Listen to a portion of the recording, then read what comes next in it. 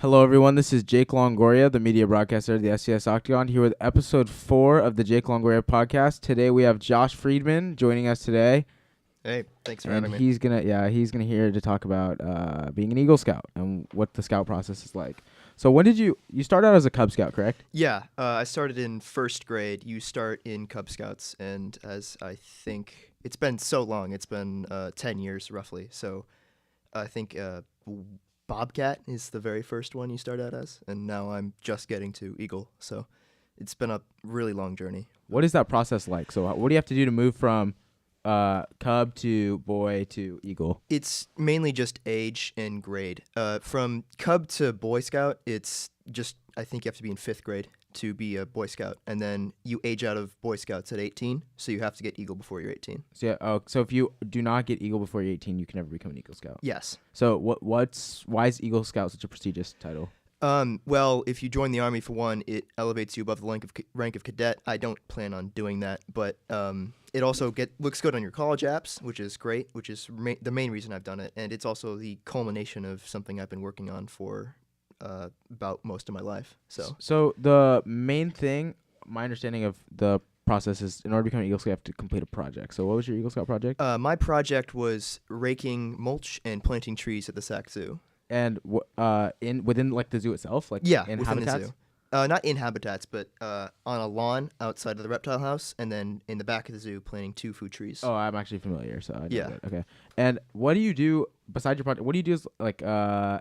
Do you do? I'm not sure. Really don't know anything about the scout process. Do you guys do trips? Do you guys do? Yeah, troops. So the main I meant trips. Like, Oh, do you guys go on like trips, trips yeah. together? Oh yeah. Every summer my troop holds a summer camp. We choose the location. It could be one year. My favorite year was we went to Catalina Island down near L.A. and some other years we go up north by Eureka, and Okay. we go all around. We've done like hikes in Yosemite and stuff. So troop was my next question. What do you guys? What is the point of a troop? Is it? I don't really know. So the troop's the larger organization. It goes troop and then patrol. Excuse me. Troop and then patrol, and then the troop is like a bunch of patrols, and then patrol's like 10 to 12 guys who are friends and hang out and do stuff. How do you together. get into, like, how do you decide your patrol? What patrol? How is it decided what patrol you're in?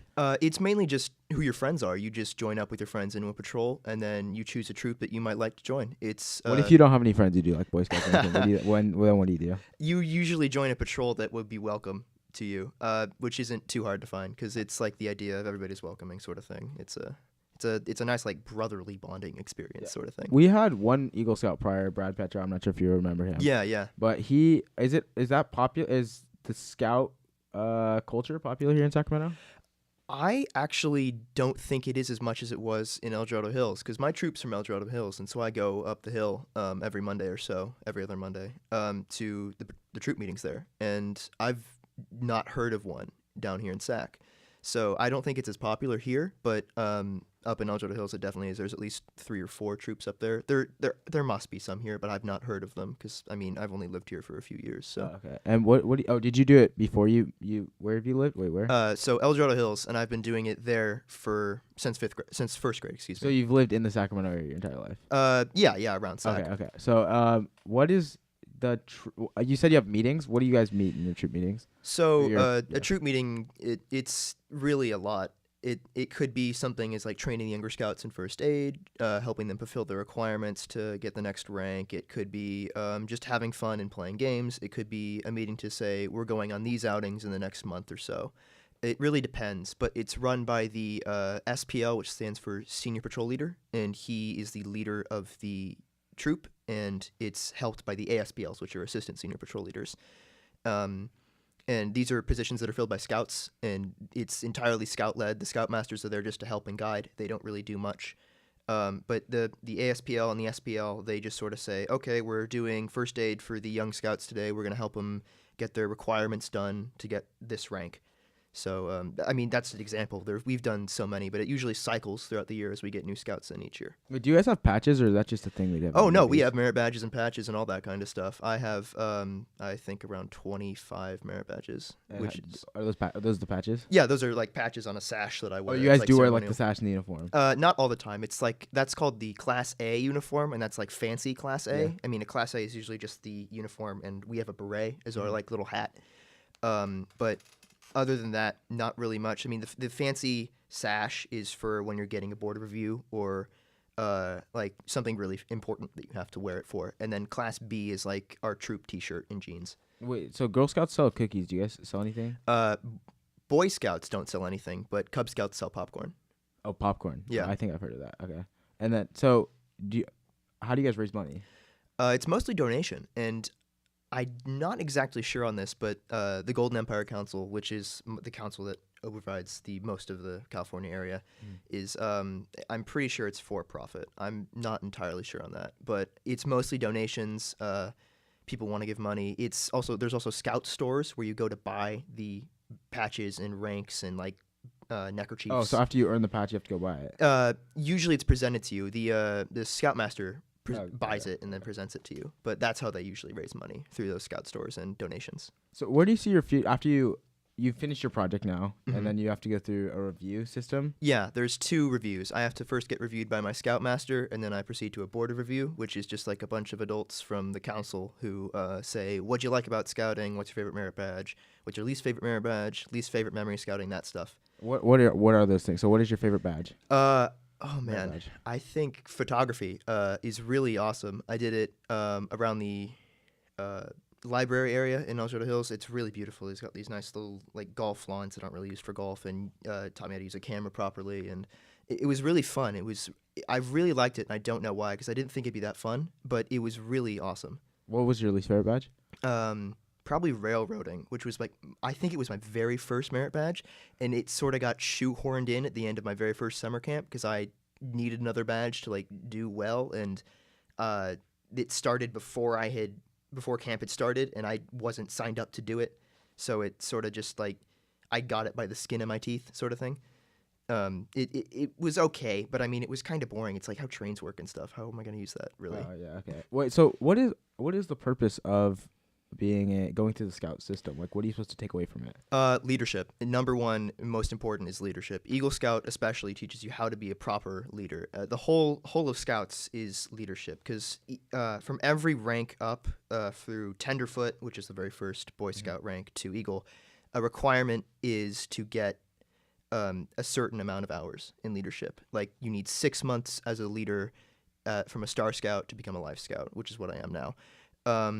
And you need 6 months more to become an Eagle Scout. And those positions can be patrol leader, they can be senior patrol leader, assistant patrol leader, really anything. But the main purpose of Scouts is leadership. It's to make sure that the youth of tomorrow is trained to lead the next generation, sort of thing. And no, it's cheesy, but it really is that sort of thing. So what do you plan to do after you become an Eagle Scout? Where do you plan? Do you continue plan to? What is there for you to do left in Scouts? Well, after Eagle, there's 3 different awards that I can get. It's mainly based on how many merit badges you have. They're gold, silver, and bronze Eagle Palms, and it's 5 extra badges after you become an Eagle is a bronze, 5 more after that's a silver, and then 5 more after that's a gold, and then gold's the highest rank. How long does it take to get each badge? It depends on the badge, because some badges, like personal fitness, you have to log your results for about 6 months to see if you've changed. Because personal fitness is, like you said, a workout regime, and you do it for 6 months, and you log it and say, this is what I need to do to become healthy, if I'm not already healthy, sort of thing. If you do it and you don't improve your health, do you not get the badge? No, it's not really much on that. You can, because all badges are like safety proofed for people with disabilities and stuff like that. So even if you don't improve, you still might get the badge. It's really up to the person who hands out the badges, not the scoutmaster, but the guy who's teaching. Oh, okay, that makes sense. So, do you plan on becoming a bronze, silver, or? I think I might already have bronze, because it's just based on how many badges you have when you become Eagle Scout, but I'm probably going to try for gold because I have 2 more years, and I mean, might as well. I'm pretty active in Scouts right now, so. Oh, so you can only get until you're 18. That's how long. Yeah, I have 2 more years, and then I'm out of Scouts. So then after you're 18, what do you do with Scout? You just is it all for not for nothing, but you just leave it behind or what? Well, no, because there's another organization called Venturing, which you can join from when you're 16 to 24, and it's like Scouts on steroids, and it's girls as well. And you go up and like do high adventure stuff, which is like climbing Half Dome and all sorts of like more rigorous stuff that Scouting doesn't offer as much of. And you can join that when you're 16. I'm not sure if I plan on doing that, but even after you've graduated from Scouts at 18, you can become a assistant scoutmaster in the troop because the age limit's 18. Mm-hmm. So you can age out of Scouts and then help the troop you were just from. So if you don't become an Eagle Scout before you turn, like for instance, do you have to be an Eagle Scout to become a venturer?